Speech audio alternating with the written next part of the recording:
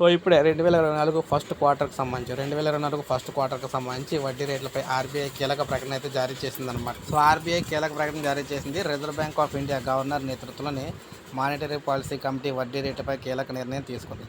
కీలకమైన రెపో రేటును స్థిరంగా ఉంచాలని నిర్ణయించినట్లు ఆర్బీఐ గవర్నర్ శక్తికాంత్ దాస్ వెల్లడించారు. ఆర్థికవేత్తలు ఊహించినట్లుగానే ఆర్బీఐ మానిటరీ పాలసీ కమిటీ నిర్ణయం తీసుకుంది. కీలకమైన రెపో రేటును 6.5% వద్ద యథాతథంగా కొనసాగించాలని ముగ్గురు సభ్యుల ద్రవ్య విధాన కమిటీ నిర్ణయించింది. రెపో రేట్లో ఎటువంటి మార్పు లేకుండా యథాతథంగా కొనసాగించడం ఇది 6వసారి. రెపో రేట్ అనేది ఆర్బీఐ ఇతర బ్యాంకులకు ఇచ్చే వడ్డీ రేట్ అనమాట. అయితే దీని ఆధారంగానే బ్యాంకులు కస్టమర్లకు ఇచ్చే రుణాలపై వడ్డీ రేట్లు అయితే నిర్ణయించబడతాయి.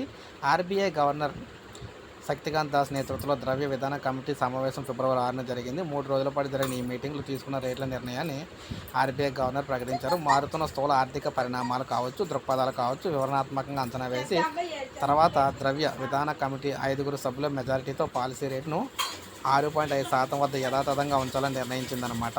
మళ్ళీ జూన్లోనే దీనికి సంబంధించి రెపో రేటు మారే అవకాశాలు అయితే ఉంటాయి. సమీక్ష అయితే చేస్తారు. అప్పటి వరకు ఇవి అయితే కొనసాగుతాయి. సో ఈ విధంగా చూసుకున్నట్లయితే వడ్డీ రేట్లపై ఆర్బీఐ కీలక నిర్ణయం అయితే చేసింది. సో యథాతథంగానే ఉంచింది కాబట్టి సో బ్యాంకులు అందించే లోన్లు ఏవైతే ఉన్నాయో అవన్నీ కూడా యథాతథంగానే వడ్డీ రేట్లు అయితే వేసుకుంటాయి అన్నమాట. అటు పెరగడం కానీ తగ్గడం కానీ ఎక్కడ కూడా జరగవు జూన్ వరకును. సో ఇది ఫ్రెండ్స్ వీడియో. నేను అసలు లైక్ చేయండి, సబ్స్క్రైబ్ చేసుకోకపోతే మన ఛానల్ సబ్స్క్రైబ్ చేసుకోండి.